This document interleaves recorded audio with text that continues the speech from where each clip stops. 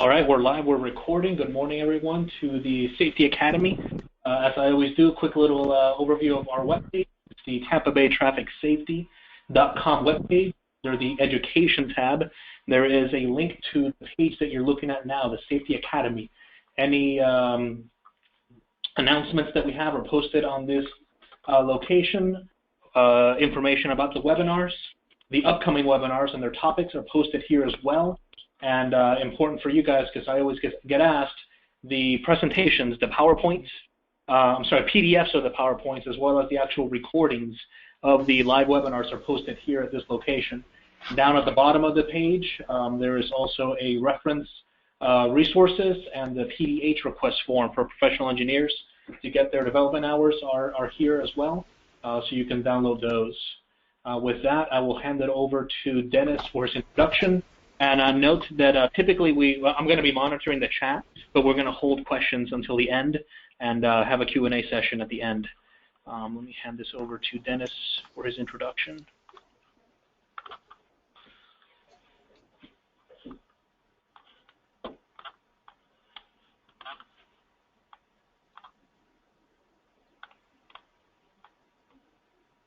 Good morning. This is Dennis Falloon, and I'm the District 7 Safety Academy Coordinator and Consultant, and I want to welcome you to the 10th webinar for the 2015 District 7 Safety Academy Series. Today's topic is Engineering and Enforcement Teamwork, which will be presented by Greg Allred, Transportation Specialist, FHWA, and he's based in Colorado, and Sergeant George Edmondson,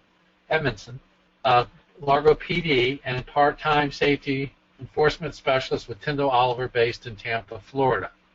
I'm going to go through a quick introduction here about the Academy, and then we'll get to the presentation. Basically, what is the Academy? It's a way to provide information regarding safety-related issues to enhance your local safety programs. This series of webinars began on January 28, 2015, and will end on December 2nd, 2015. That'll be the last webinar for the 2015. And the topics are usually at a minimum of 1 hour, but no more than 2 hours. And you will see some links here about registering for the webinars, and also the Tampa Bay Traffic Safety web page that Anthony was showing you earlier. I'm showing you the link again. And this is a list of all the webinars that we've had. And like I mentioned, today we're having Engineering Enforcement Teamwork. And then we have 2 additional ones remaining. Strategic Highway Safety Plan that will be given by Joe Santos, and Lessons Learned on December 2nd on Roundabouts in Tampa. So more information coming out on that one. These sessions have been submitted for AICP-CM credit, and they are being processed. So for those that have that designation, can go out and look at it in the Tampa area, Florida area, to get the credits. And also just want to highlight that you get a notice at the beginning of each month, about 2 weeks before the webinar, and 2 days before the webinar, and 2 hours before the webinar. So you get notification about the webinar coming up. For those that are professional engineers, you can get PDHs for Florida PEs, and this is the information. You would contact Larry Hagan, and he processes the giving you a certificate for one PDH. And here is the link that Anthony mentioned on his presentation for the form. And this is my contact information. If you ever have an issue or question about the webinars, please let me know. And with that, I want to turn it over to Craig and George. All right, Craig, I sent you a request to be the presenter. You should be prompted on your computer. Just accept that, and it'll ask to show your screen.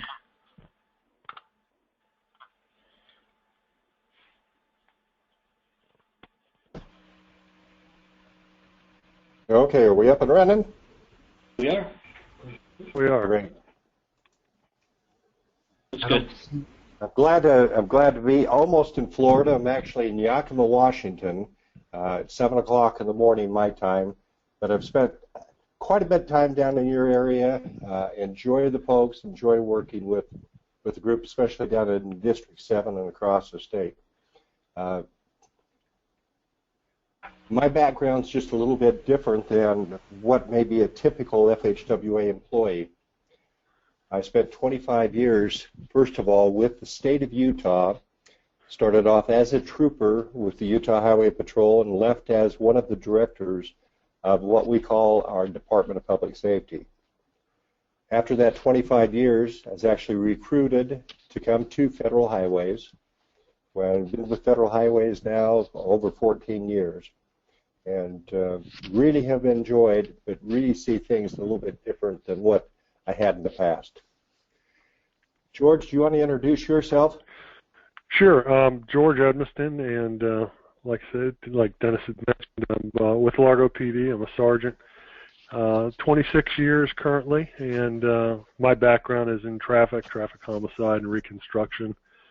Currently assigned in the patrol division, and I'm a part-time consultant with Tyndall Oliver, handling a lot of the safety studies through roadway safety audits, transit studies, and work zone studies. And I bring forward the current aspects of law enforcement that we'll share here today. Yeah, it's been a little while since I've been in law enforcement. I deal quite a bit still with law enforcement around the country. But my responsibility is with the Resource Center in the Federal Highway Administration. I work out of the Lakewood office, but I'm on the road about 40 weeks out of the year. And still have that opportunity to work with the hard side, soft side, and education. So what we wanted to do is talk, we labeled the presentation as Behind the Mirrored Glasses. That's a picture of George. You can see how good looking he is with that LiDAR gun. But what we really want to get into is, just briefly, who wants to be a cop? You know, oftentimes we see the adrenaline junkie, a bully, somebody that's unemployed and it just happens to be a job that shows up, and somebody that's seen TV show and think, boy, isn't this glorious? I like to think that the folks that we really like in the law enforcement are the ones that kind of believe in truth, justice, and the American way. If you're old enough to remember the Superman series, that was the key. Typically, the law enforcement officer wants to serve, protect, and really believes in people. They really belong. Yeah, George, go. Yeah, Craig, what is a cop? If you click on the little button next to the 65 on the bottom right corner, you'll go into slide mode, the bottom right, that guy, yep. It maximizes your window. There we go. Thank you. Yep. Yeah, so what is a cop? I can tell you on a daily basis, we fit all these categories here. You start as that counselor or the shrink. You respond to a call for a person who's depressed and wants to harm themselves or take somebody else's life prior to harming themselves. So you're that counselor. You're the person who seeks and gives that person the medical attention they need. And then sometimes you leave that call and you go to the next call and you're the judge and the jury, where you encounter a deadly force situation where you make a split-second decision to either take somebody's life or try to put that person into custody without harming them. So there's that up and down level. You've always got the target on your back. I mean, today, and we'll talk about it a little bit later, is law enforcement is not on everybody's favorite list right now. So there's always a target out there, and ambushes are common, especially in 2015 this year. We're a team. We're the team of the thin blue line. It's law enforcement is a family. And when one is hurt or one does bad, we all feel it across the nation, and that's been seen in the public this past year and the years before that. And sometimes we're just that fly at a picnic, Nobody seems to catch you. You're that small fish in the big pond. So law enforcement has it's changed from you can be at an all-time high to an all-time low, but Law enforcement is more of a responsive thing. We're typically the phone call that people give as the last resort of "I need help." And kind of along the lines with the fly at the picnic, a position of a chief of police or an administrator of a law enforcement agency is a very, very political situation. You have to have enough of that agitation to keep things in control, but if you get too much, then they tend to leave. Back in the 90s, there was a poll by the International Association of Chiefs of Police. They found that the average life expectancy of a chief of police was about 18 to 24 months. Now, George is telling me that it's longer in a lot of areas, but still. Yeah, in Florida. Yeah, in Florida we tend to see chiefs longer. I would say 4 to 8 years, and sometimes on that occasion, some run the entire, 10 to 15-year career as a police chief. You know, what do cops do? Well, we always hear about it used to be donuts, but now they've progressed to bagels. You know, they like to drive fast, exempt from rules, actually making their own rules, drive around all day, looking for making excuses or making trouble, and just looking for some reason to shut down a road. I think George can give us a little bit better idea about what really happens with law enforcement. Well, absolutely. Traffic enforcement, the number one complaint through citizens when they do surveys from law enforcement agencies to the communities they serve is traffic enforcement. Cars are speeding through my neighborhoods. Nobody's stopping for the stop signs. Nobody's stopping for the red lights. I can't cross the road safely. So traffic enforcement is the number one complaint and concerns that are usually addressed to law enforcement. And we get those calls day in and day out for the aggressive driver or the DUI driver. But a lot of the things officers do is crash reporting and investigation.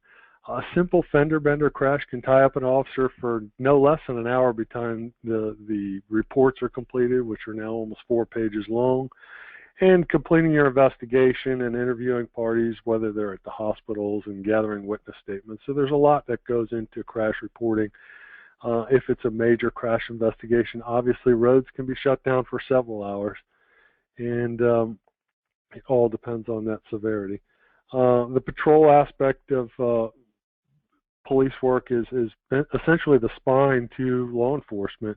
They're the ones that handle all the neighborhood canvases for narcotics complaints, as well as they're responsive to all calls that come in through 911. They handle the community concerns, the elderly citizen complaints, or folks that are in need of assistance, as well as the school resource officers. There's crime prevention officers that specifically target the best ways to reduce crime, of locking cars, and giving community outreach presentations just on crime prevention. For those crimes that aren't solved at a street level in the patrol division, there's also the detective divisions, where those detectives who are specially trained follow up on cases, usually major cases, and some of those investigations entail weeks or months of investigative time in order to make closure. Narcotics, those are the cops that you see running around with long hair and beards, and they just don't look like cops, but they really fit into the community well, and their job is nothing to do but rid of narcotics. They do controlled buys, they set up confidential informants, ultimately get to the top dealer. You know, you start with the small guy who's peddling marijuana or cocaine on the street, and you turn him over to a confidential informant, and you're trying to get to the ultimate supplier where that person is actually receiving their narcotics. The financial side is huge today. Look at the credit card scams and fraud that is occurring across this country.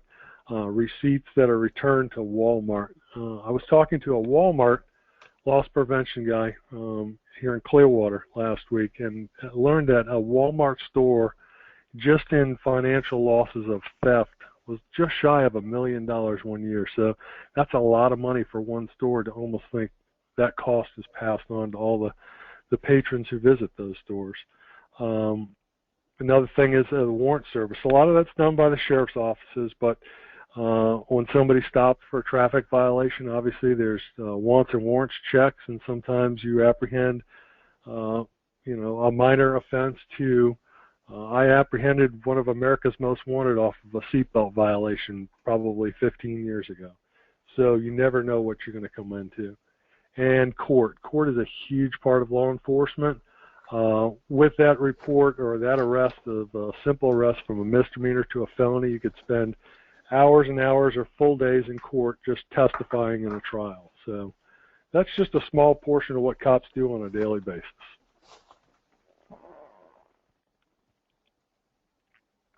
I'd like to bring up the term swim, and that is basically say what it means. We have a tendency to miscommunicate oftentimes, and especially with the engine.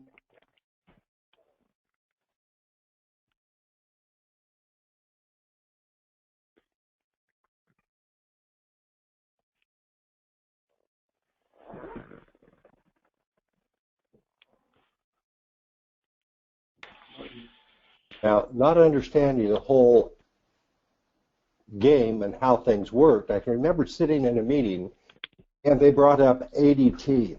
Now, to me, ADT means something very, very different than what it does on the hard side. I was looking at an alarm company and wondering why that alarm company had anything to do with the function of that intersection.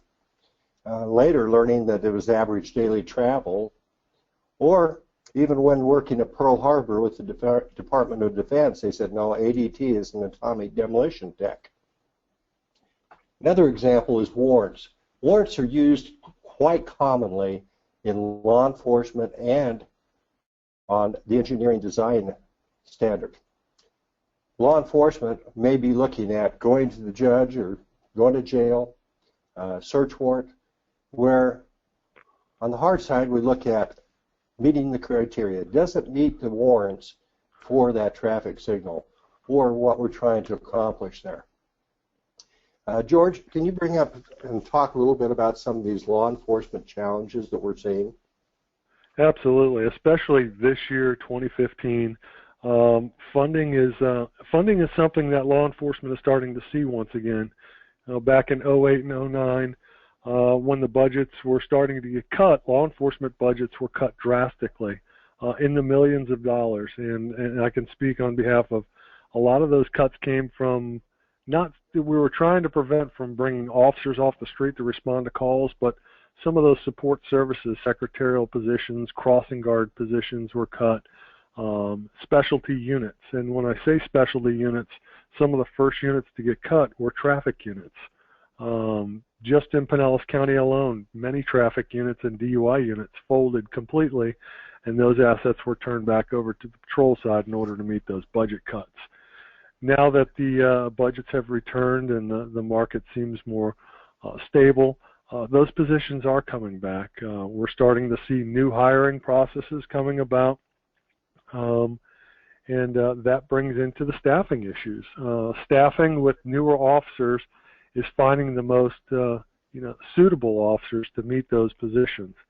And I can tell you, folks, there's not a lot of folks out there looking to sign up and to join the Thin Blue Line today.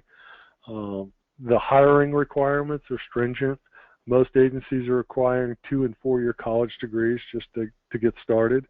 There's no more funding to place a person through the police academy for 6 months. So typically individuals have to sponsor themselves and put themselves through the academy for 6 months. And let's face it, if you're trying to raise a family, 6 months of no work and self-funding is kind of difficult and we lose a lot of good applicants that way.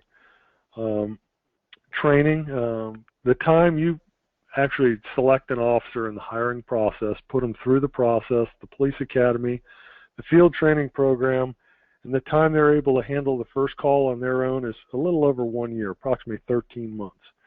So training is long, it's stringent, and we've seen it time and time again where some officers, they complete all the training and they go to that first call where there's a shooting victim or a tragic accident, and they see, what a lot of folks can't handle on a daily basis and just say, this is not for me. So we start that whole process all over once again, trying to find and recruit some of the best folks. Retention, I'll tell you another issue with retention is The federal government as well is bringing in higher positions with DEA and FBI, so they're recruiting from some of those local law enforcement agencies. So folks will come in and do 2 or 3 years, and they'll move on to the federal agencies. So the retention is difficult.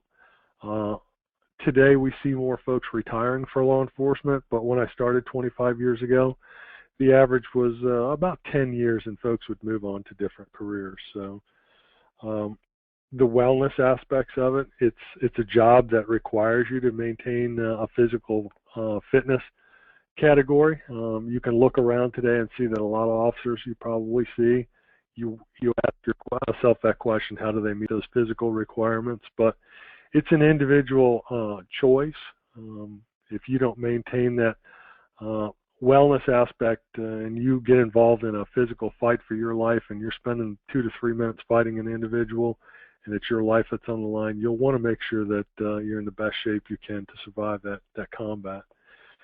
And the dehiring process or termination process, this is that process we talked about of getting rid of those folks who are the adrenaline junkies or the bad cops that really make the rest of us look bad.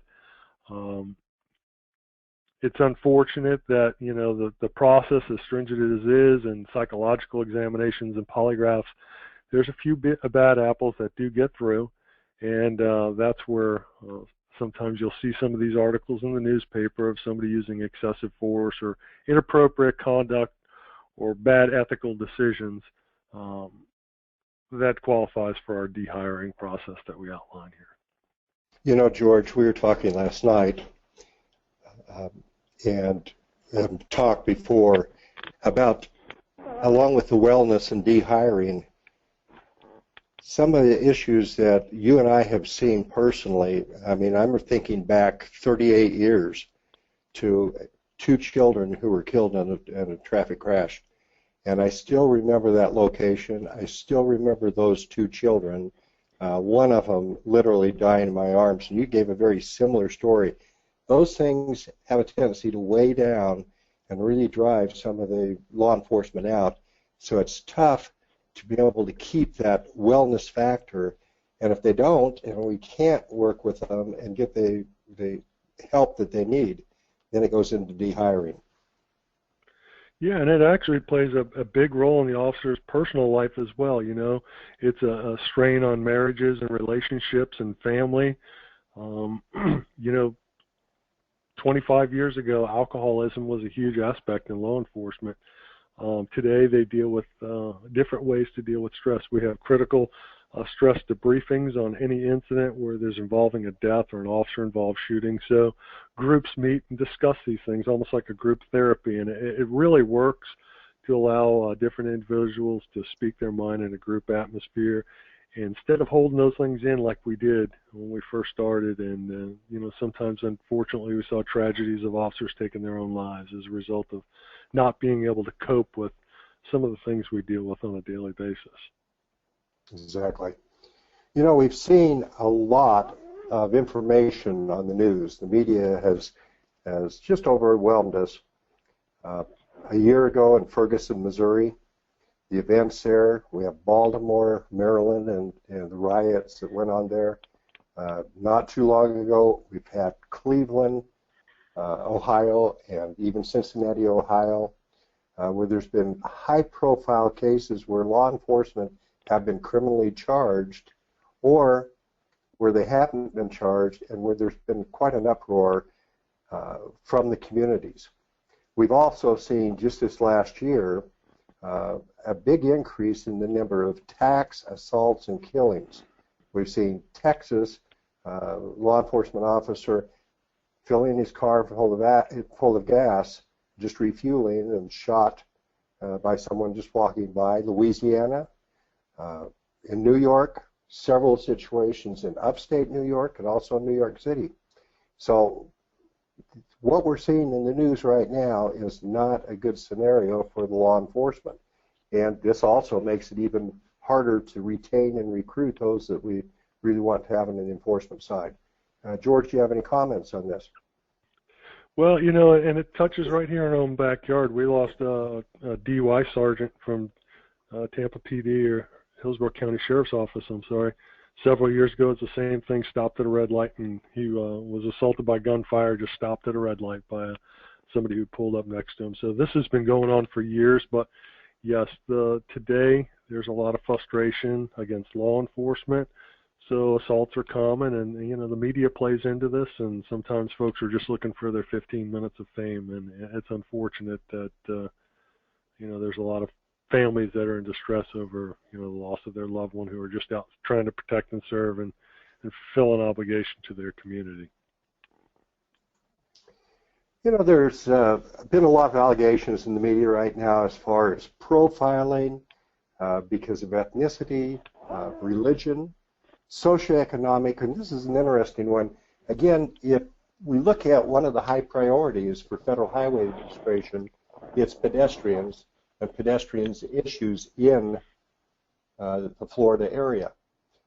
One of the big areas we found by the data, and looking at the data, is the lower socioeconomic classes oftentimes are very much overrepresented in the number of pedestrian crashes.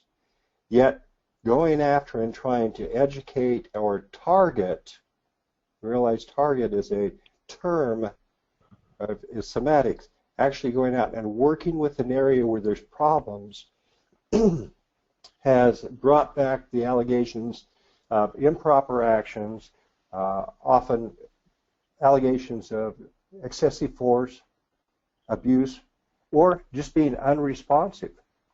So there's been quite a few challenges in the enforcement arena, and especially increasing just this last year. Some of the challenges, too, I think you're better off on this, George, if you want to address some of these. Sure. Public interaction with law enforcement, it could be something as simple as passing in a restaurant, or a public interaction on a traffic infraction that sometimes results in a traffic citation or a crash report or something of that nature. So law enforcement interactions with the public is something that as part of our training process of, I always teach folks, and the folks that work under me, is I always ask them, treat folks the way you'd like to be treated. If there becomes that, that aspect where you need to step up one level into a use of force because of non-compliance, and that's a different situation. But a lot of things can be just resolved and give a positive image of law enforcement by, it's okay to wave and smile at folks and tell them to have a nice day, or hold the door as a gesture to somebody who's just walking in. We're all human. We all put our trousers on the same way every day. It's just sometimes law enforcement officers think they're in a bubble, and sometimes they are driving down the road. You're in that glass bubble where you're under the public perception, and you have to, serve the public proudly and have strong ethics in doing that. Some of the traffic enforcement challenges in themselves, though, why are citations down? I can tell you the citation numbers are down because staffing numbers are down. Calls for service obviously take a priority. And some of those, we talked about the 08 and 09 when most of the units were disbanded.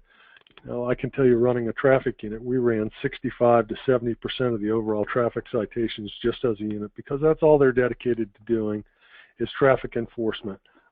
Various shifts, you run DUI squads, or evenings and day shift during peak hours. So traffic enforcement numbers and citations would be down, essentially because a lot of agencies have transitioned those folks back to patrol, or they don't have the staffing numbers high enough yet to bring those traffic units back. So a lot of those numbers are down. And let's face it, the cost of a traffic citation. Yes.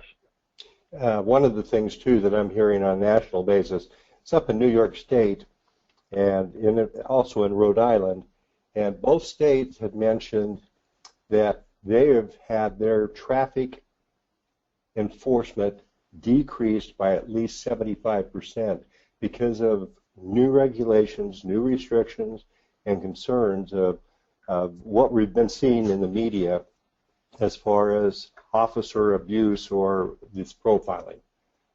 Sure. It has had a big effect too, I think. Go ahead. Yeah, I mean, a lot of complaints come in to law enforcement agencies of, I got a ticket and I shouldn't have gotten the citation. The guy that was going next to me was going faster. So A lot of complaints come in from traffic enforcement, including pedestrian enforcement and bicycle enforcement and all those things. But it's an action that's necessary to protect everybody else who drives to work and who abides by that law, because without that law enforcement presence or that fear of receiving a citation or losing your license, just the aggressive driving that would be witnessed on a daily basis would just be astronomical. But I can tell you it is a known fact. I don't know the numbers, but citations are just down statewide and probably nationwide, like you mentioned in New York. Those budgets are starting to come back and to bring some of those officers back on board to traffic enforcement, but it's going to take some time. And in the meantime, traffic enforcement is almost taking a back burner because of those calls for service. Violent crimes are up, stabbings, shootings, domestics, things of that nature. And so those are taking precedence, and we're becoming more reactive than the proactive approach in traffic enforcement. And traffic enforcement itself is such a crime prevention tool because, like I mentioned earlier, between warrant service and narcotics and all kinds of crimes that can be just divulged from a simple traffic stop or just the sky's the limit.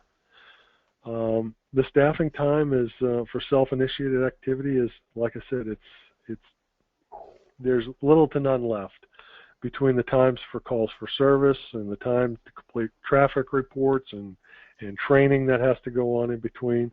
There's just very little time. George, I remember too that many of the calls that I used to get, complaint calls, were people speeding through my neighborhood or passing a school bus. And we would find that the folks that were speeding through that neighborhood when we sent an officer out were often the ones that called. Is that similar to what you've seen? Absolutely. You know, a lot of traffic complaints, the neighborhood traffic complaints, typically the first person to receive the citation was the neighborhood president, the person who made the complaint. We're sometimes our own worst enemy. You know, it's your neighborhood, and folks are, you know, driving too fast through their own neighborhoods. But we'll talk a little bit more about those and how law enforcement has different tools today to use to address some of those neighborhood traffic complaints, including speed studies prior to deployment of assets, because we don't have those assets to deploy and sit out there for an 8-hour you know, clip at a time just to try to catch one or two speeders. But yeah, I'll just speed through some of these things here. But I mentioned earlier, court, a lot of time spent in court in crash investigations, a traffic homicide investigation, whether it's a simple car that struck a tree and the driver died as a result of their injuries. Every crash investigation has to be considered as a criminal investigation until that's ruled out. Alcohol, drugs, or any type of a reckless operation, which includes cases up to include DUI manslaughter. So, you know, a big complaint is, you know, why do you guys have to have this road shut down so long? Well, I always like to look at the aspect, if this was your family member that died as a result of this tragic accident, wouldn't you want law enforcement to take their time and do the best case investigation to bring it forward to the courts to make sure your family gets justice? And obviously the answer is always yes. So, I mean, obviously it's not our obligation or not our, it's not what we want to do to shut a road down so long, but sometimes it takes that long to take measurements, to collect DNA evidence, to, you know, things of the hit and run crashes of collecting DNA evidence from vehicles to match the victim. So there's a lot that goes into just a simple crash investigation that you just see two wrecked cars on the side of the road. You really don't know the underlying facts and circumstances behind that investigation. Paperwork in itself. I told you a crash report can take up to an hour now to complete. I'll let you talk about body cameras because I'm not a big proponent of it. We have in-car cameras. I think they're more than sufficient, but I think body cameras are something that people are less, you know, apprehensive to talk to law enforcement, knowing they're being recorded.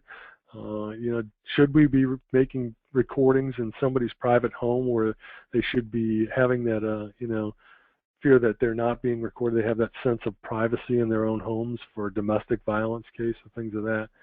And just archiving files. If you have an agency with 1,800 officers and they're on 10-hour shifts, just think about all the data that has to be stored and retained, and the legal loopholes if a recording's missing, you know, how it could really be detrimental to some sort of criminal investigation. So I'm not a big proponent of body cameras. I always believe in doing the right thing. I think in-car cameras are more than sufficient, but a body camera worn into somebody's own private home kind of seems to cross the line of, you know, are we really infringing on folks, you know, rights here at this point? And I think we are at that point. Kind of news at 11 on that one, isn't it? See what's going to happen. Absolutely. A lot of, you'll see it. It's a big headline in the newspapers every day. You know, the jury's still out. Is this the way to really go? There's nothing better than video evidence to prosecute a case. We use it all the time.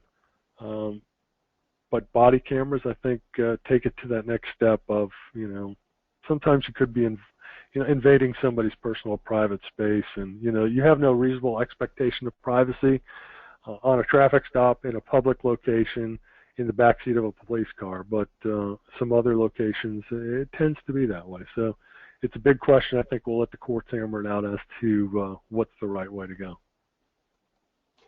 You know, one of the things we wanted to discuss today is get back into the idea of, is enforcement really effective, and what are some of the components we have to have effective traffic enforcement? We often, on the hard side, use 85th percentile. We use it for speed studies, we use it for warrants, we use it for a lot of different reasons. But when we look at the 85th percentile, or the 85th percentile rule, and also the 6-week rule, there's a couple of things that come to play. First of all, let me ask you a question. We have a polling question, I think, there, Anthony, about this point. Can you put that up? We sure do. Let's get some audience participation here, make sure that everybody's awake. We have a quick poll question for you guys. I'm launching that right now. Should be up on your screen. Have you exceeded the posted speed limit in the last 2 weeks?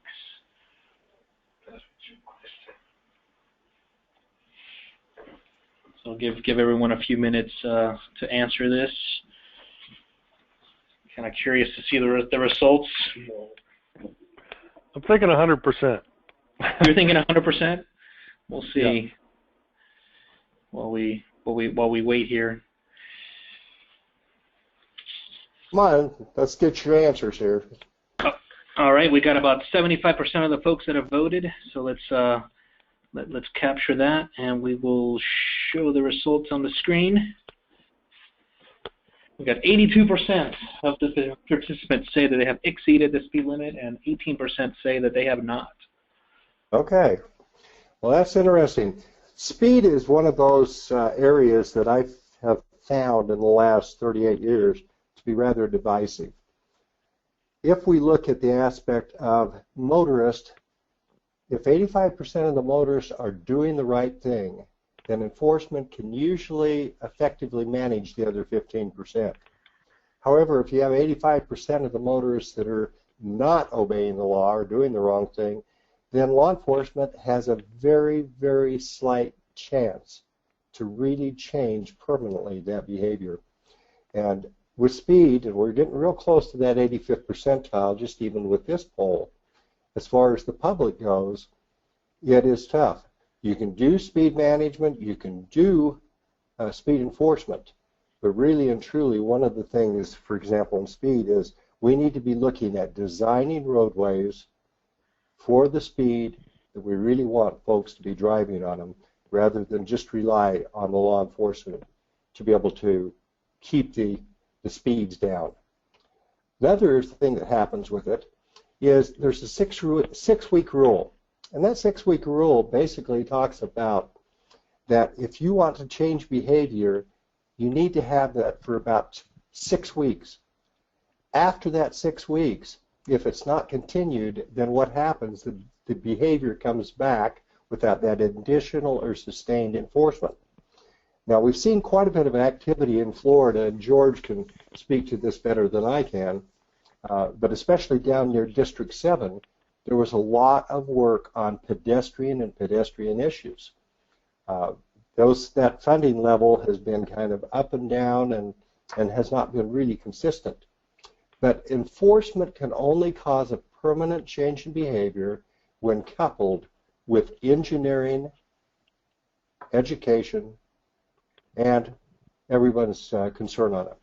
You talk a little bit, George, about some of the projects you've had down there, or some of the efforts you've had. Sure. We'll talk about the pedestrian enforcement grants. The high visibility enforcement grant, which is money that's funded through Tallahassee, through headquarters, to law enforcement agencies defined in certain districts throughout the state, is to fund off-duty, specifically bicycle and pedestrian enforcement.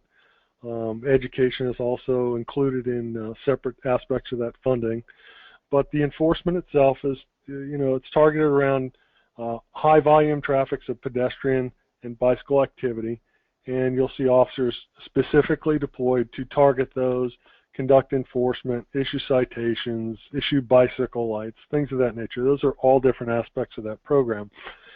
The problem is, like right now, we're waiting on the final contracts to be implemented and funds to be sent off to the agencies, and we're looking at almost a 4-month gap in that funding. And in that 4 months of gap, that 6-week rule is in place.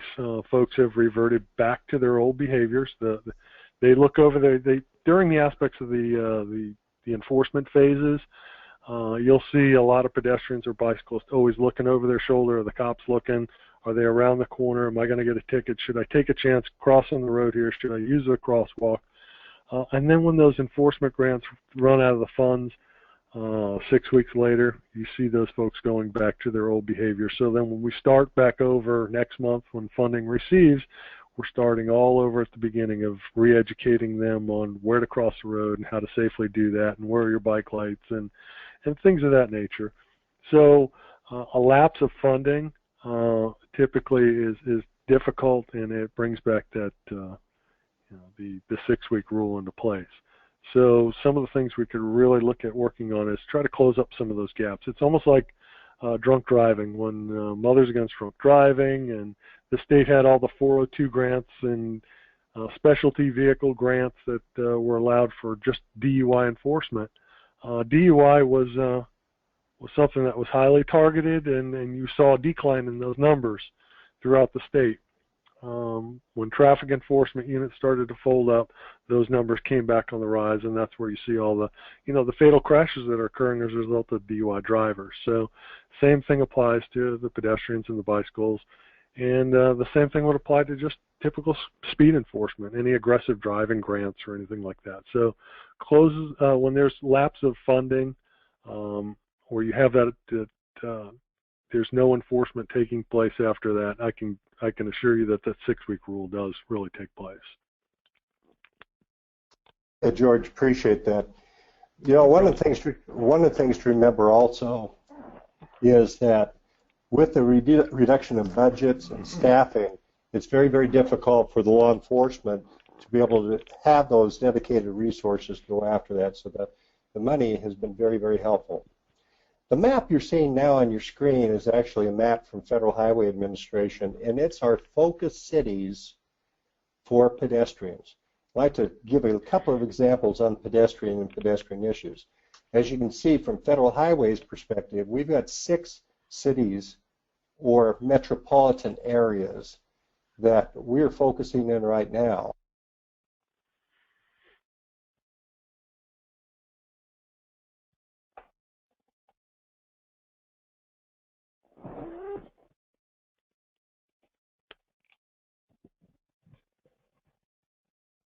Were designated as dangerous by design. Now, the former FDOT Secretary, Anant Prasad, said that being number 1 in this area is not really what we want to be. But there are some goals to cut down on this 500 killed each year in pedestrians in Florida, the 1,600 serious injuries that we know about. While the pedestrian issues only account for 3% of the traffic crashes, it's really 20% of all the fatalities. And so that's what our effort is to see if there's something that can be done. Now, FDOT is really targeted a few certain areas.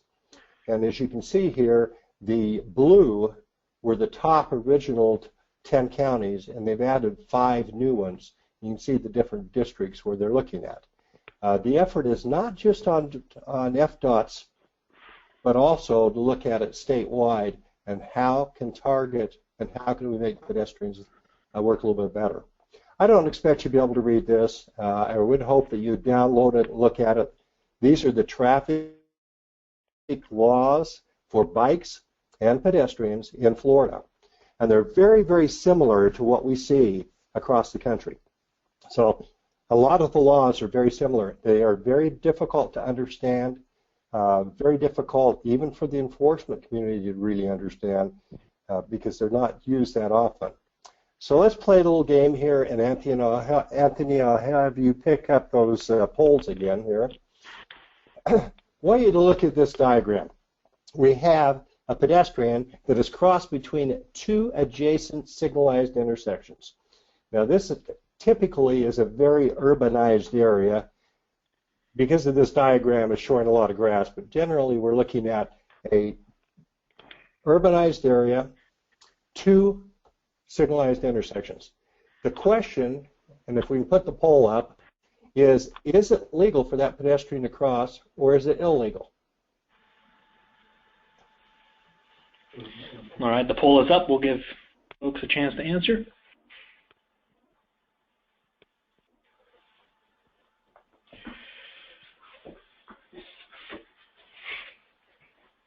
I wish the panelists were allowed to answer these poll questions, but it actually does not let us.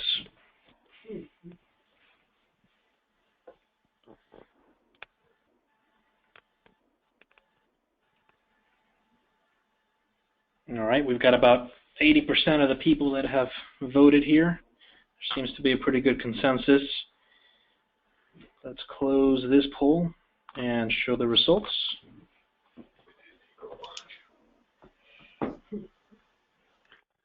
So we have 77% of the audience believing that it is not legal and 23% of the audience believing it is okay. Okay, great. And Craig, that's the same response I would think you would get from just asking general law enforcement that's not trained specifically in pedestrian enforcement. I'd agree. I'd agree. Yep. And we've seen that. Let's go to the next one, and then we'll discuss this a little bit more, okay? Now we've made a little bit of a change. Now we have a traffic signal at one intersection. At the next adjacent intersection, what we have is a stop control, a 4-way stop control. Is it legal for that pedestrian to cross mid-block? If we can throw that poll up, Anthony, I'd appreciate it. So same question, different scenario, legal or not.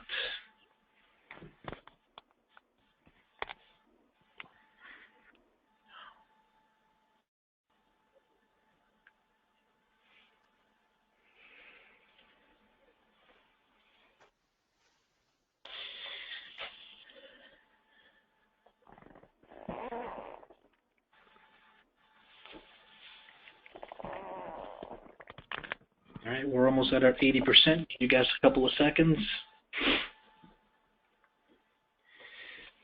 All right, let's close this poll, show the results. So here we have 69% believing it is not legal to cross where the pedestrian did, and 31% believing it is legal to cross. Okay. Should we try one more? Let's make it just a little bit more difficult.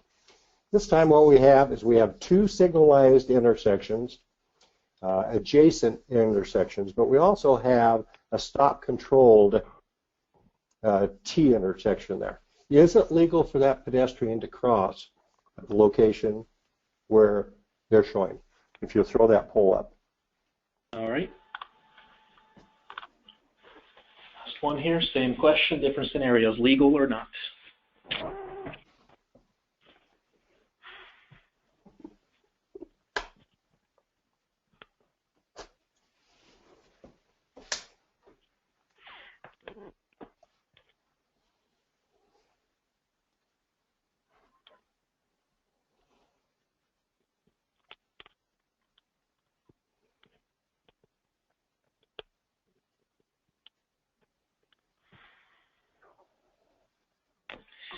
All right, we're just about there. I think when we find out the answers to these questions, even though today's Back to the Future Day, none of us have a DeLorean, so we can go back in time and change your answers, but we'll see. Yeah, if you guys were not aware, I don't know if December 21st is the day that in Back to the Future 2, they travel to the future. That is actually today, so the flying cars and the hoverboards should be coming out here pretty soon. I'm excited. All right, we've got about 80% here. Let's go ahead and close this poll. Here we have 66% of the audience believing it is not legal and 34% believing it is legal. So very similar results with all three questions, with sort of each scenario becoming slightly more legal as we proceed. Great. Thanks, Anthony. Now, I'm going to ask George here in just a moment. According to your law, scenario 1, it is not lawful. So 77% of you were right. However, that's correct. However, we didn't say on this either, are these two adjacent intersections 600 feet apart, or are they 5 miles apart? And that can make a huge difference. The second scenario, actually, it is legal as long as they're going across at a 90-degree angle. The pedestrian has to yield to any motor vehicles. And Craig, if I could just touch on why it's legal, because in the statute under those 316 subsections, it specifically states a signalized intersection. So a stop sign is not qualified as a signalized intersection. Before, in the first scenario, we had 2 traffic signals. This one has a stop sign and a signalized intersection. So on your next slide you go to, if you could go to that, Craig. Yeah, this one, where 31% of you said it was okay, you are correct. This one is legal, again, if you're crossing at 90-degree angle, and that is the difference. So 34% of you would be correct. George? Yeah, I'll just touch on that as well, because where that crossing is taking place, it's between a signalized device and a traffic control device. So it doesn't meet the statute. I know this is very confusing, but I'm going to tell you in reality, cops are just as confused, and so are the courts and the magistrates. Typically, traffic citations are handled by magistrates, which are attorneys that have some specialized training in traffic enforcement, and they do rulings on traffic cases. So these typical cases, when they go to court, the judges typically go in favor of the violator, saying they didn't believe or they did believe. It's typically thrown out. So what I encourage officers, if there's these statutes, let's remember, are 25 plus years old. So we're not in changing aspects of what's current in statutes. And a lot of it has to do with reality. Is the adjacent intersection 2 miles away, where it's unrealistic to ask somebody to walk a mile in one direction to cross a crosswalk at a signalized intersection, versus this is the New York City block, which is 300 or 400 feet. So a lot of it has to do with the exact conditions you're dealing with. But we typically look for violations where you have to cross at a 90-degree angle, you can't walk diagonal, and you also look for the folks that aren't walking in the medians or standing in the roadway in the curb lane waiting for the car in the middle lane to pass before they cross. So those are typically some of the violations we would like to address, versus is it a signalized intersection or is it a stop sign intersection.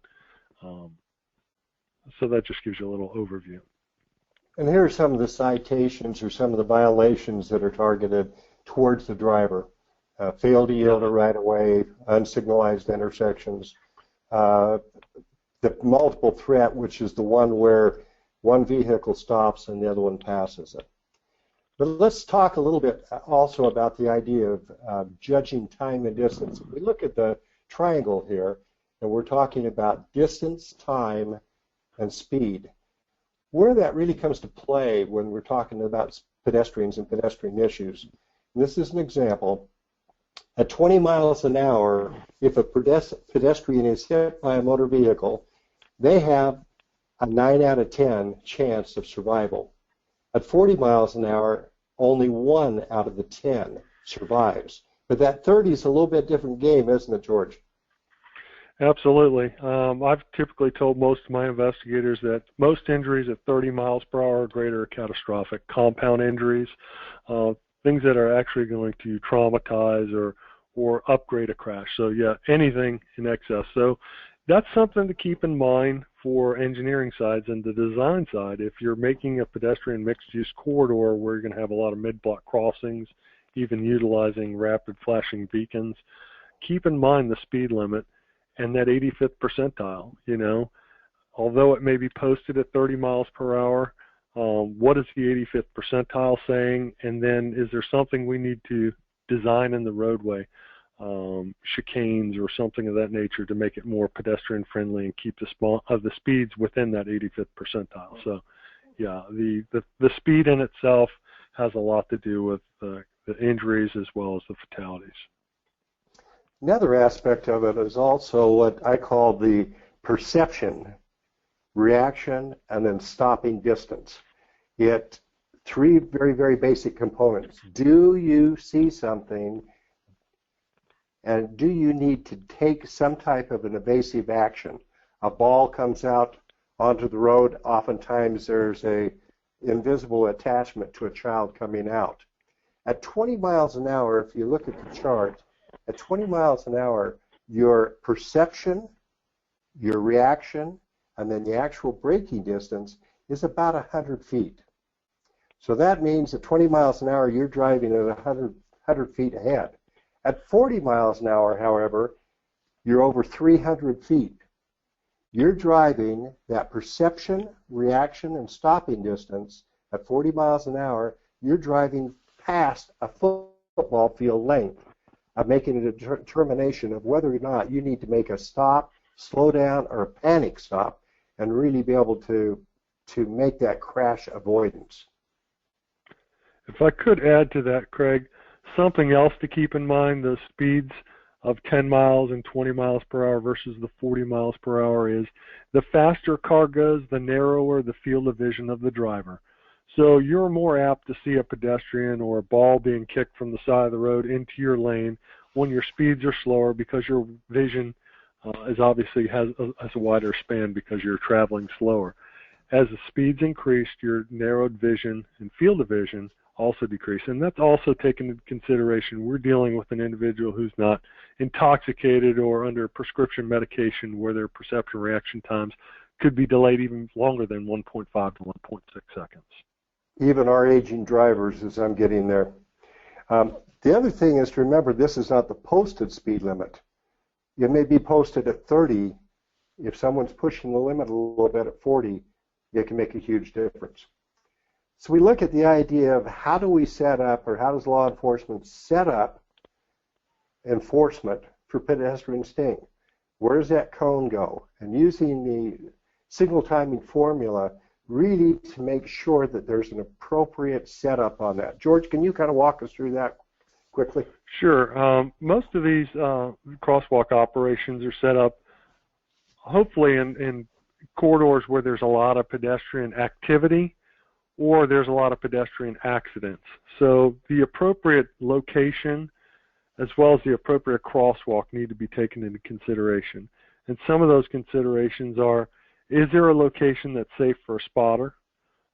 Is there a safe location where you can stop the violators, or are you utilizing somebody's private business driveway? Or, you know, you're going to need to make sure that the location fits for that operation, because you don't want to interrupt daily business, as well as you want to make sure that motorists as well as the officers working this operation can maintain a safe operation and not place anybody at harm. The placement of those cones, I always like to build in a safety buffer into that.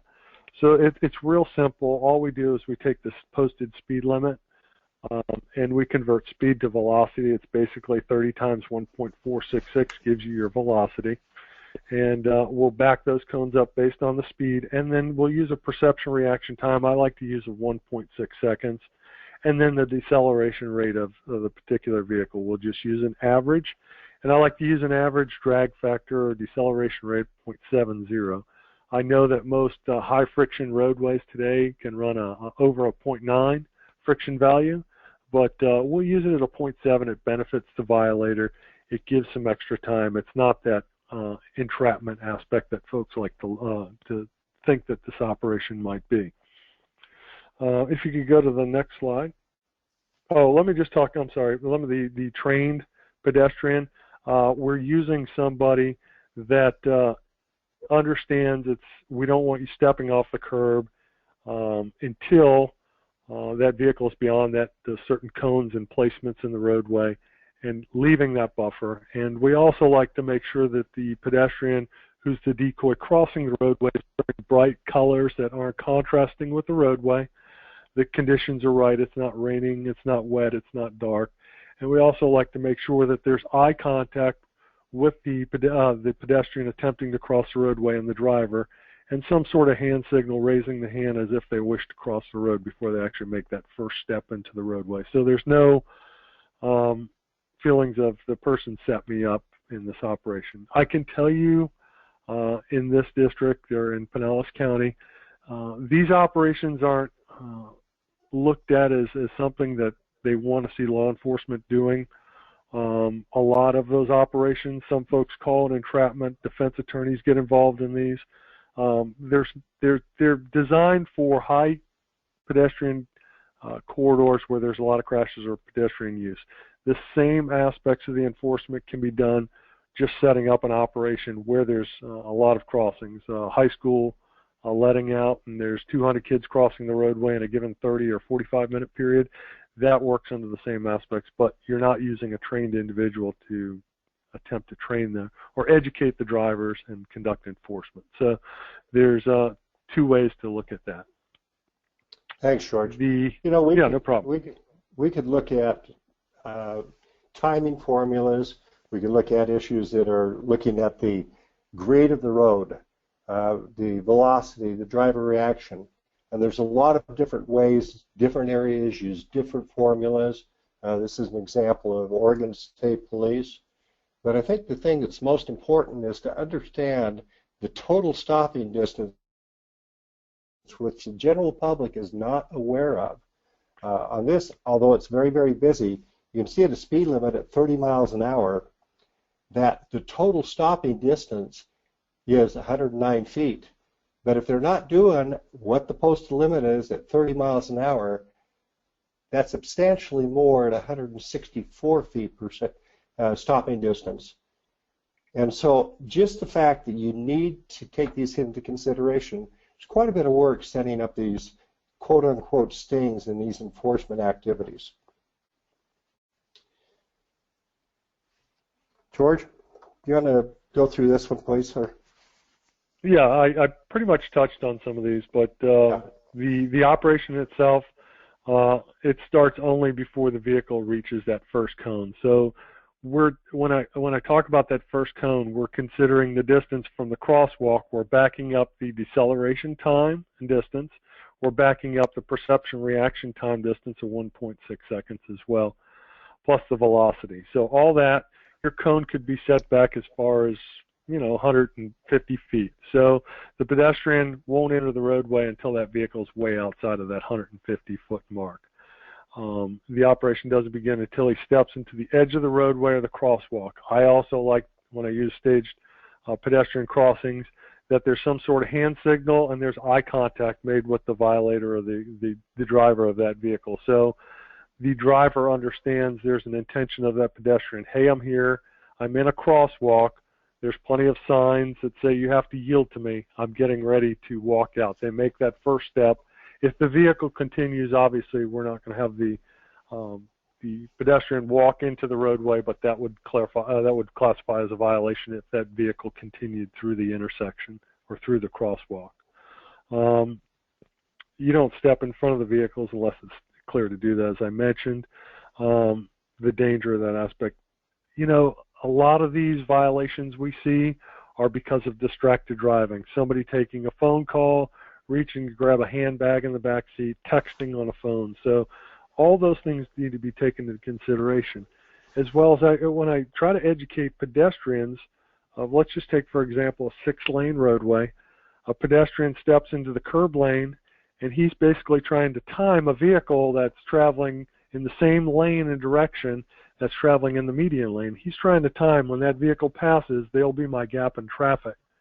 What they don't realize or understand until you really show them is, and I've seen it so many times and people lost their lives as a result of it, is that distracted driver or the person who's talking on the phone decides, hey, I need to get over to the right-hand lane.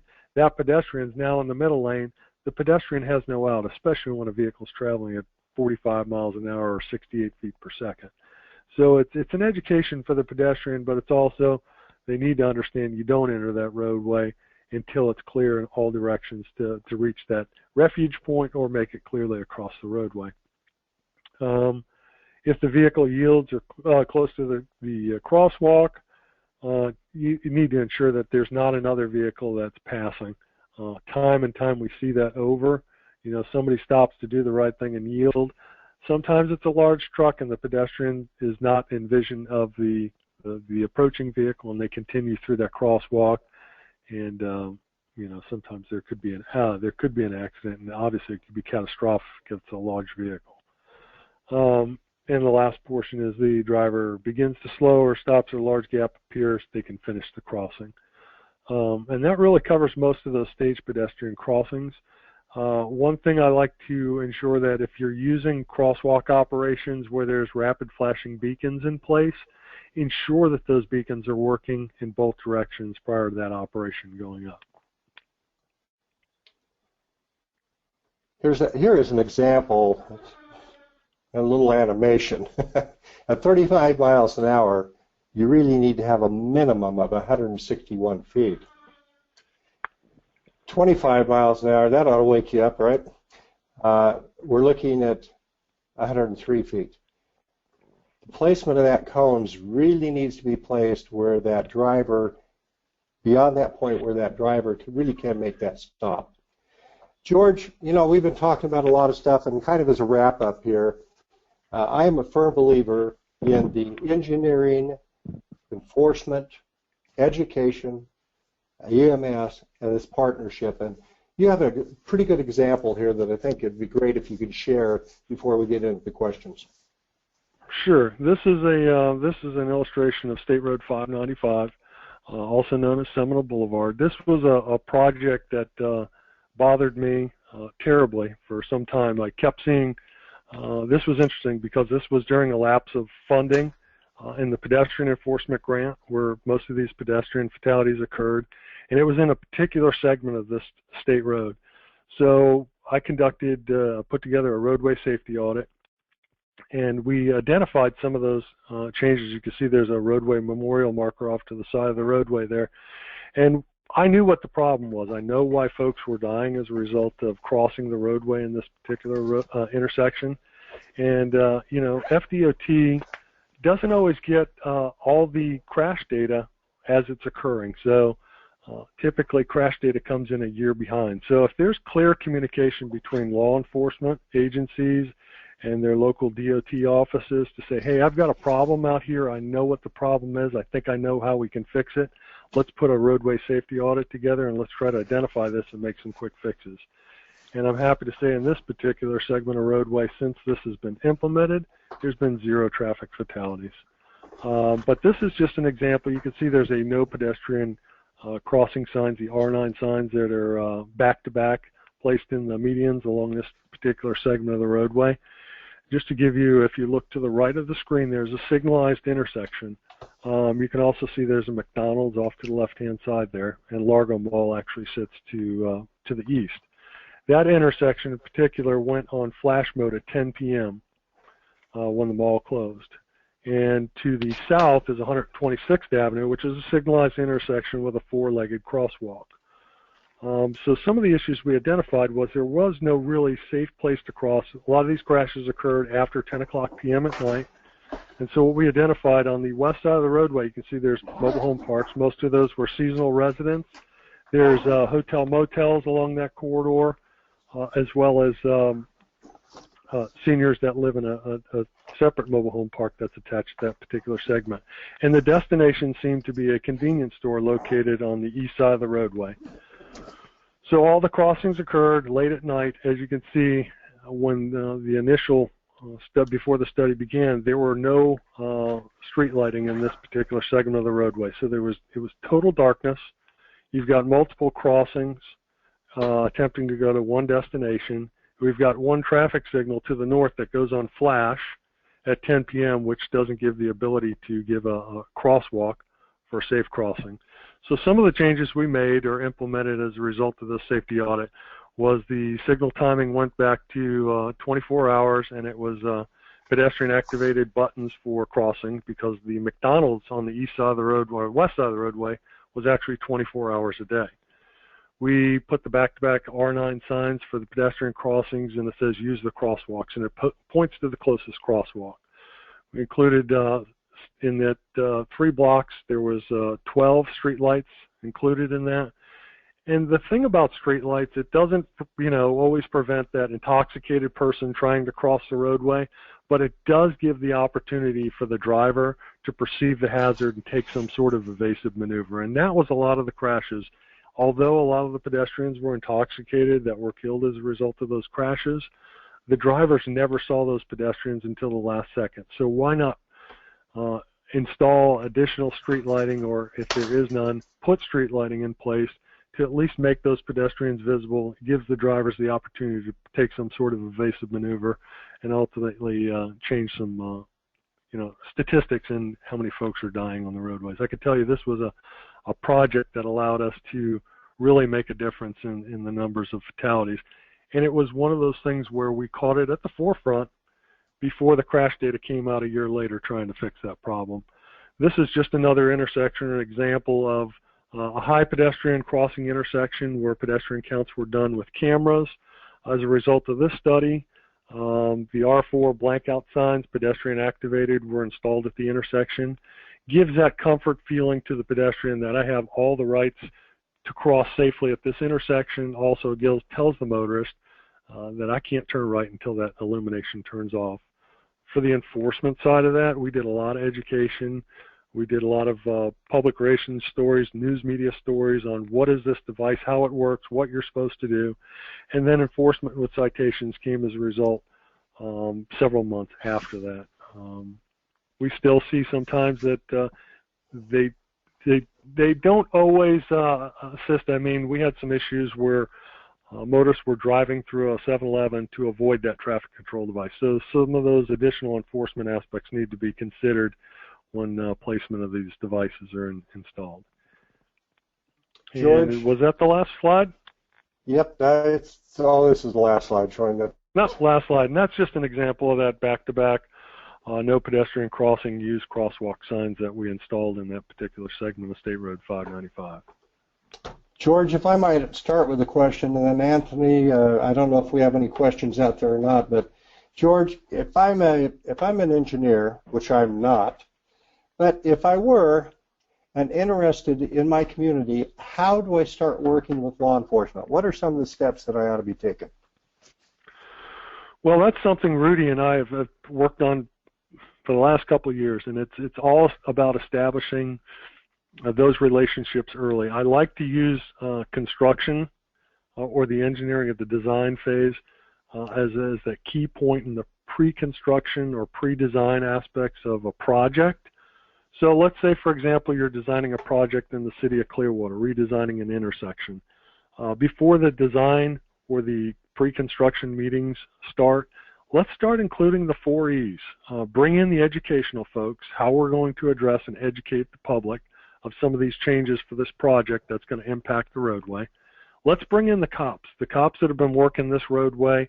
They know what the problems, they can perceive what some of the problems are going to be as a result of that construction or that project, as well as let's bring in EMS. Let's take into consideration, is a project going to delay their response times? They have certain iOS rating response times that they have to meet. So let's make sure everybody's got a stake in this project.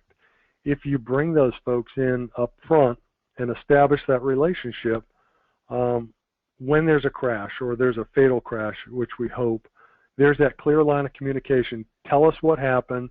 What can we do to fix it? Was it a result of the MOT?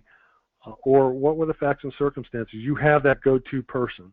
because the last thing you want to do is start a project, have a speeding problem or a construction worker that's been injured because they've been struck by a car, and you call the cops and say, hey, we've got this problem, we need you to fix it.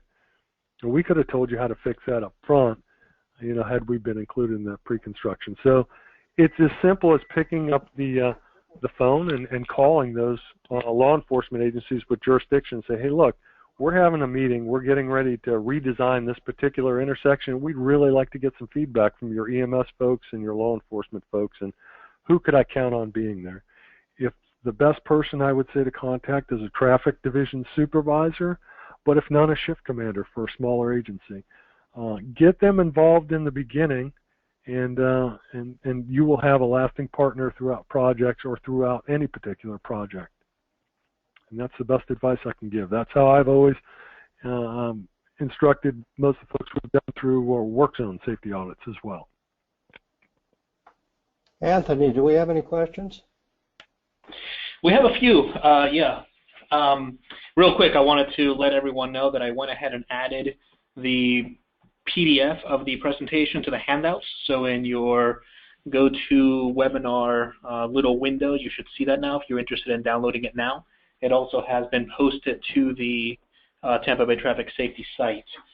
And the very early on in the presentation, Craig, your audio cut off a little bit when you were talking about swim. Say what it means. I don't know if you want to reiterate whatever it was that your point was regarding swim. Well, just the aspect that we really need to make sure that we are communicating between different professions, law enforcement, EMS, engineering, design, planning, even maintenance have different types of terms. So. Okay, and there's a couple questions regarding the three scenarios. Again, if you can quickly go over them one more time, because there's people out there that want to share this information with their staff members, and they want to make sure that they get the correct information out there. If you can get back to those three images, and while you're talking about them as well, you guys mentioned intersections. How do driveways play in to these scenarios if there were driveways in between the signals as well?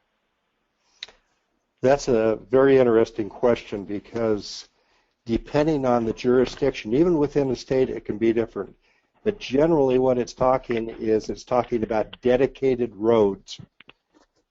So whether an alley is a dedicated public road or if it's a driveway, and oftentimes it's difficult for the public to understand whether it's a driveway or it's a intersection.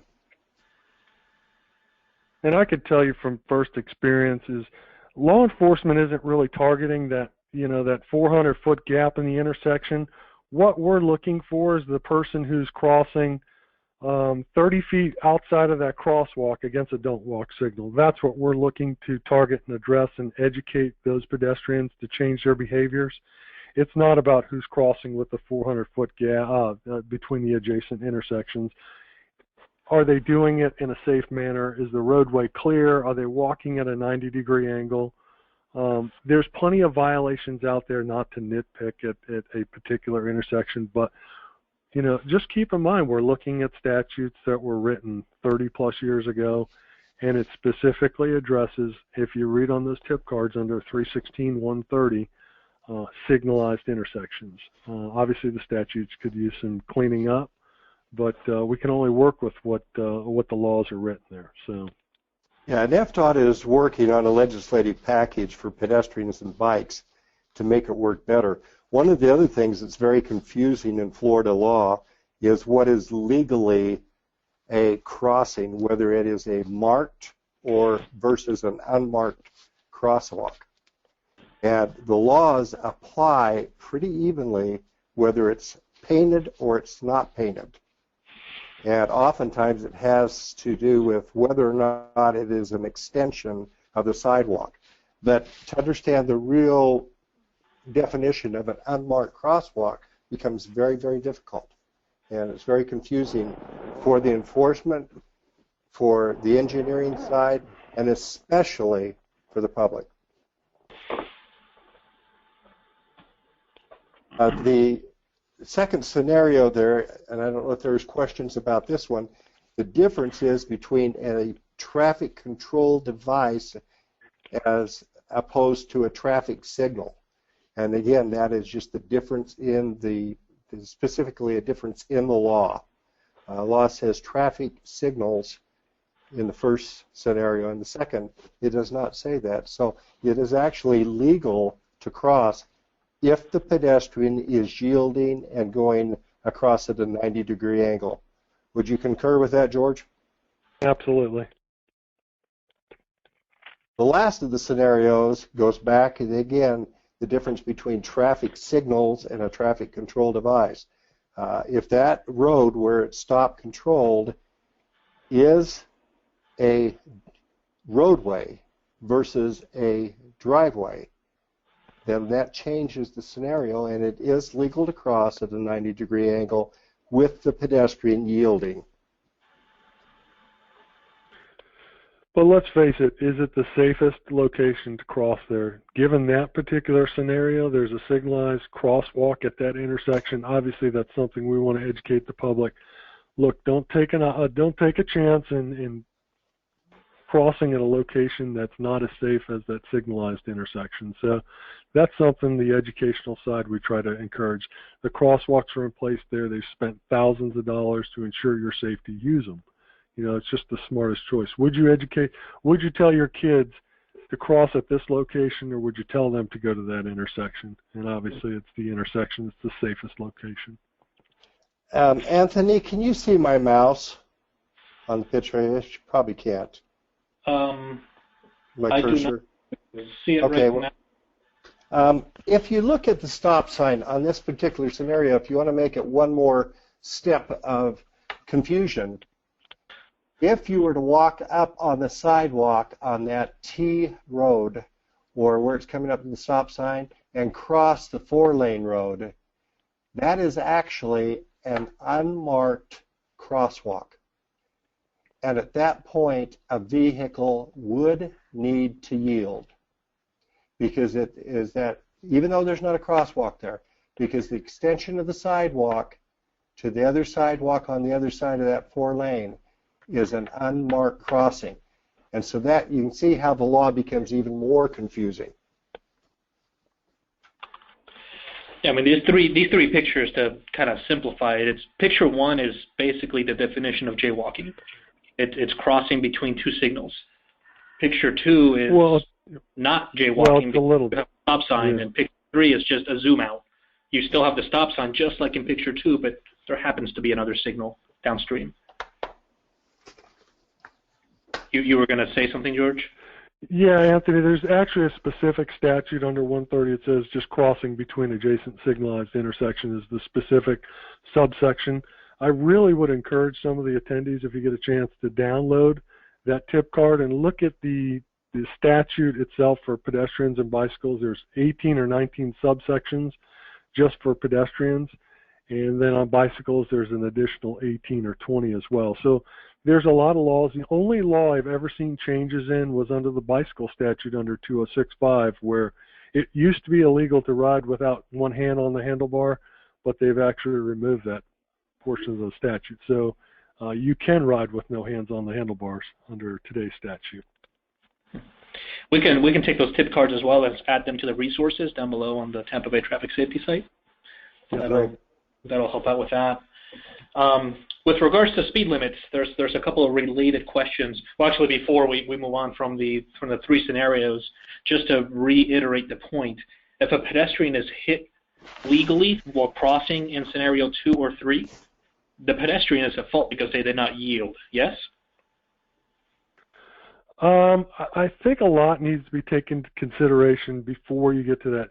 If we're talking about speed limits in themselves, and I wanted to clarify that a little bit earlier, that's part of that accident reconstruction where speed makes a difference as to was the crash avoidable. We talked about that velocity in feet per second in the change of velocity as speed increases. That's part of the reconstruction phase. You would back the car up. Had they been doing the speed limit, this is where the pedestrian would have been, this is where the car would have been, versus this is the actual speed, and as a result of the actual speed, the crash occurred as a result of that. Can you rephrase that question a little bit? I don't think I quite understood the scenario there. Okay, we're looking at scenario 3. Assume that the vehicle is doing the speed limit and a pedestrian gets hit. Who is at fault? I would say the pedestrian is at fault because the pedestrian cannot leave a place of safety or the curb until it's cleared across the roadway completely. This is that scenario I mentioned earlier where that pedestrian's trying to time the vehicles traveling either opposing or in the same direction and trying to cross in gaps. The pedestrian's legal crossing here would be where signals are clear in both directions, there's no traffic, and they go from curb to curb at 90 degrees, and there would be no crash. That's given the vehicle is traveling the posted speed limit. But there's another portion of the statute, and this is why I encourage folks to read 130 because it's very confusing. It says that a driver of a vehicle must do everything it can to avoid the collision with the pedestrian, even if the pedestrian is making some sort of illegal crossing maneuver. So there's no solid answer in that scenario. A lot of it is open for interpretation just based on that statute. But we always like to consider all the facts and circumstances. What was the driver doing that he never saw that pedestrian making an illegal crossing at the roadway? We understand that the pedestrian that suddenly leaves the curbs and runs into the path of it, but the one that's difficult is where the pedestrian's on the left side of the screen crossing to the right side of the screen. He's made it across the 2 southbound lanes, the first northbound lane, and he's halfway through the other northbound lane when he struck. What was that driver doing that he never saw that pedestrian, given this is a daylight crash, traveling the speed limit, things of that nature? So a lot of those other facts and circumstances need to be taken into consideration. That's where we like to look at, the distracted driving. That driver was doing something, obviously, then looking in front of them in their field of vision to not see that pedestrian, outside of that pedestrian that suddenly just leaves the curves and runs in front of their vehicle. Does that answer that question, I hope? I think so. It's clear as mud. Another issue, too, is had this pedestrian gone down another 100 feet where they were going the extension of that sidewalk by that stop sign, as long as they entered within reason, the vehicle would have to yield to the pedestrian. So that's correct. They're the unsignalized. Yeah. Or an unmarked crosswalk. Unmarked crosswalk. Yeah. So you can see that it is. And the speeds are a big issue. Are speeds realistic for what the roadway design is? We need to be designing those roadways for the speed that we need to have or want the public to drive. A very good friend keeps talking about proper design encourages proper use. Right, Rudy? There's actually a question about that in the chat. The person poses, if a roadway is designed appropriately to the context of the surroundings, is there really a need for enforcement? Absolutely. And enforcement doesn't necessarily mean just a police officer standing out there or sitting on the side of the roadway. There's several devices. There's speed feedback signs. There's speed trailers that law enforcement deploys. There's stealth speed studies that actually record speeds and try to ensure that the 85th percentile is within compliance. And those are some of the devices that I typically used before I would even deploy any assets. Is speeding, because we receive complaints, is it really an issue, or is it a perception issue? I give this example a lot of times of, you get a particular complainant who says cars are speeding up and down my roadway constantly, and we've done speed studies. There's nothing that warrants one vehicle even within 5 miles per hour of the posted speed limit. So what I found worked best was send an officer out there, sit in the lady's driveway, and physically show her, say, okay, is that car speeding? Yeah, it's doing like 40, and shoot the car, and it's doing 28. It's a perception issue, and that solved that problem for me. So there's a lot of different ways to skin a cat, so to speak, but, it's speed enforcement, mere presence or different devices. Yeah, it needs to be considered. Otherwise, if it's not there, then we're going to go back to folks just reverting back to their old ways, and you're going to have some speed buildups. And if it's a pedestrian corridor, a mixed-use corridor, some of the results could be catastrophic. So, George, what I want to know is, are you profiling and skinning a cat? You're targeting cats now? Not necessarily. I'm allergic to them. It's a complicated scenario. Someone in the chat kind of added to the conversation that it may be understandably so very difficult for the motoring public to identify the extension of those unmarked crossings. I mean, what kind of leniency is given to them if there happens to be a pedestrian crossing at an unmarked crosswalk and they're unable to stop?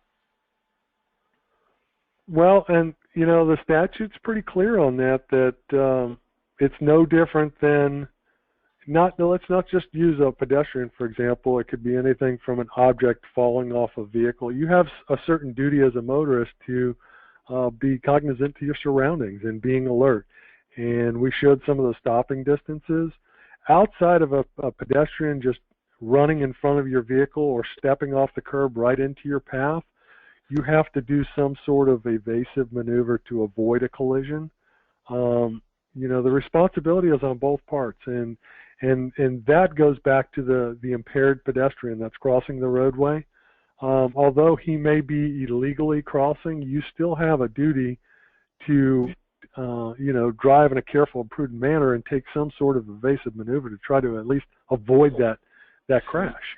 Sometimes there's no out. There's no switching lanes or coming into oncoming lanes to avoid the collision, and those collisions result. But a lot of that comes as a result of the entire investigation, the determinations of your speed, determination of the departure angles of the pedestrian, which direction he was traveling, the lighting conditions, the weather conditions, all that stuff is taken into consideration.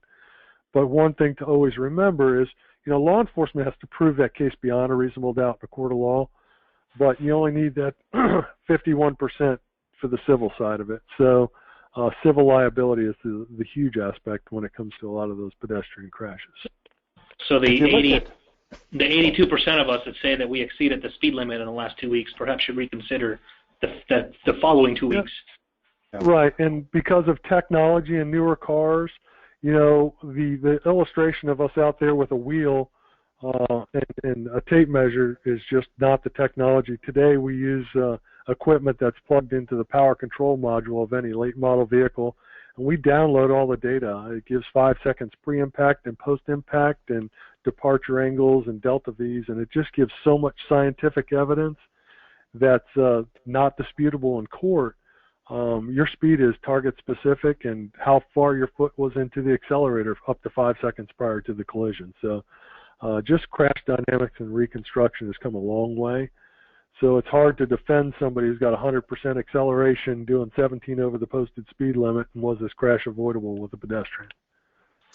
One of the things to consider too, if you look at the chart on it, and I guess the chart is up, Anthony, can you see that? Yes. If you look again, and let's just take a 20-mile-an-hour zone, that 100 feet, the responsibility of the pedestrian is to not step in front of that car in that crosswalk unless that vehicle has at least 100 feet. And the public do not understand that, would have a very difficult time judging 100 feet. So that makes it even more complicated.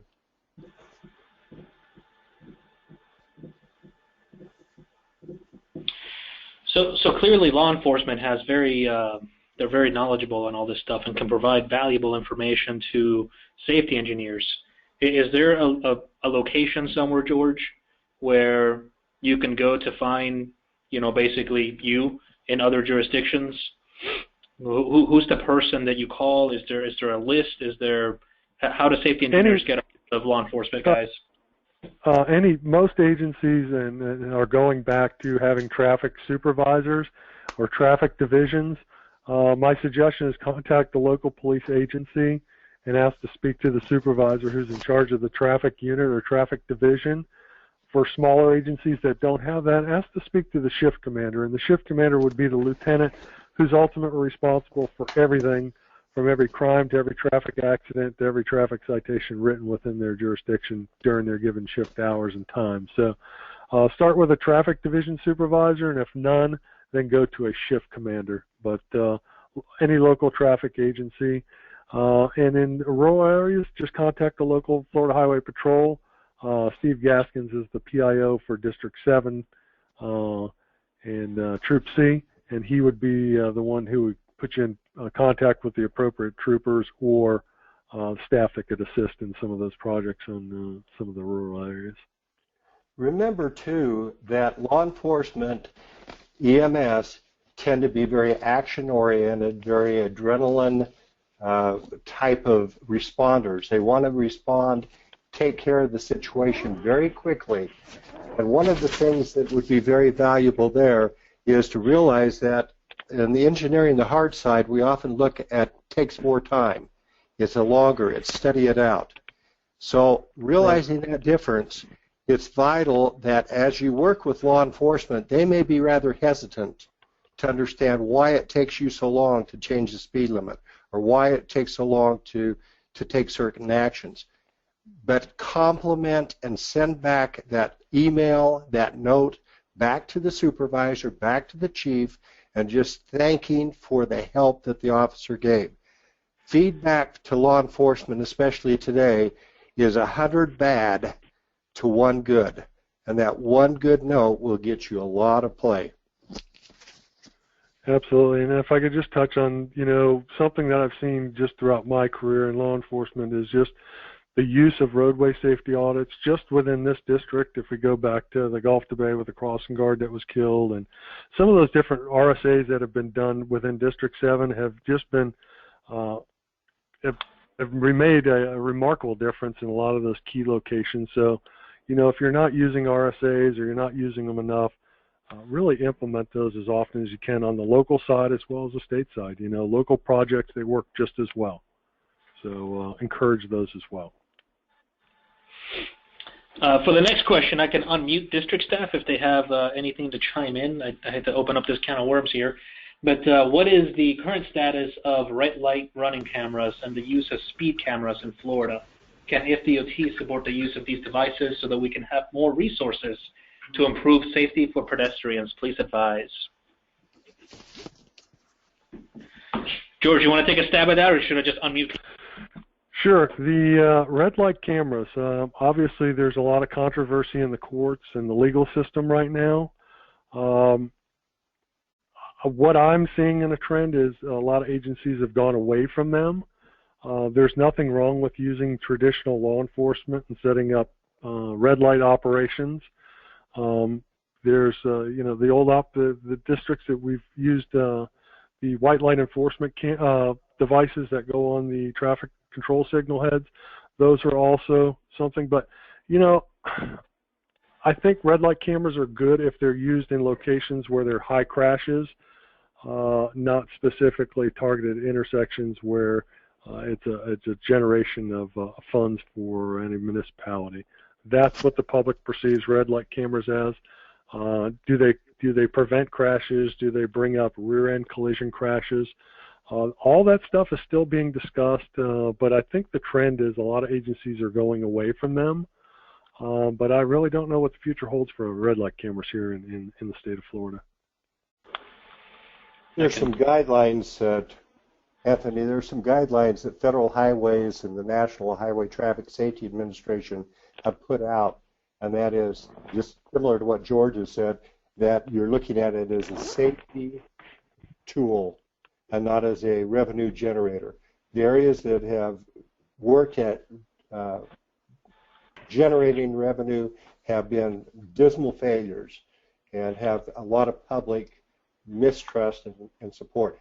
There's some steps and directions and guidance, too long to talk about it today, but be happy to share those documents.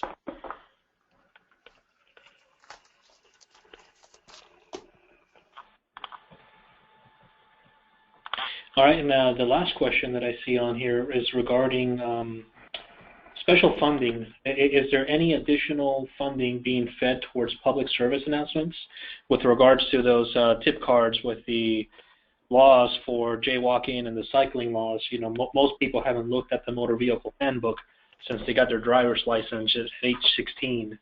But what are we doing to educate our public? Alert Today, Alive Tomorrow is a Florida program that I'm proposing that other states take that up and take that goal up. It's doing an excellent job working with FDOT, and it can be localized to local areas there. Also with your traffic, community traffic safety teams. Florida has a very extensive group there that are working on that. If you were to contact Trenda McPherson at that Alert Today, Alive Tomorrow, there's a lot of good information, a lot of public information, education, and they're doing a lot of media right now. Yeah, CTST is pretty awesome. They're very involved. I know that we do a number of the tip cards and the all the little brochures and handouts and pamphlets that are used for the public involvement and education. Yeah, and they've also supplied thousands upon thousands of bike lights that are handed out to individuals who can't afford bike lights to get them illuminated out there and make them safer on the streets. They've provided, 3M reflective backpacks for pedestrians or bicyclists. So there's a lot of different material, as well as handout material that's educational. It's distributed. It's placed at local hotels along the beaches, so when folks are staying, they're not familiar with our laws, they can pick one up if they check in at the front desk, and it actually tells you how to cross a roadway legally here in Florida. So they're doing a lot to educate folks, and all that stuff is available publicly all the time. So yeah, it's Alert Today, Alive Tomorrow has a lot of information and distribution material that's handed out to law enforcement and the community. Walkwise Tampa, and I have to compliment District 7. Peter and now Matt have done a wonderful job and continue to do a lot of good works in traffic safety and especially pedestrians.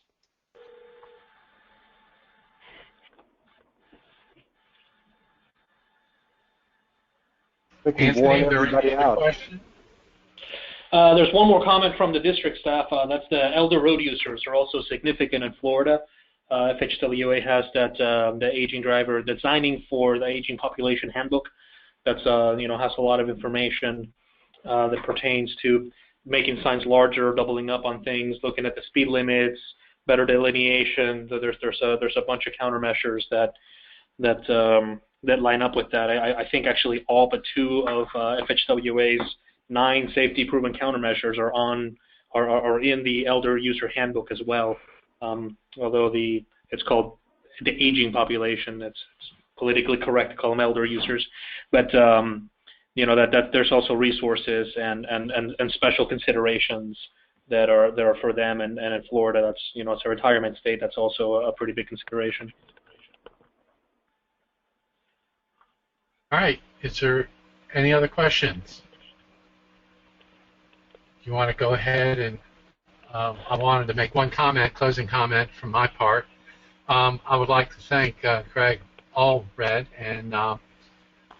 and George Evanson on their presentation. It was very insightful, and I just think you guys did a great job. And I appreciate it very much for your time.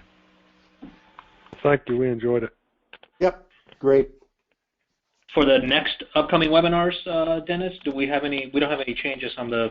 No, okay. Nothing from what I did in the introduction.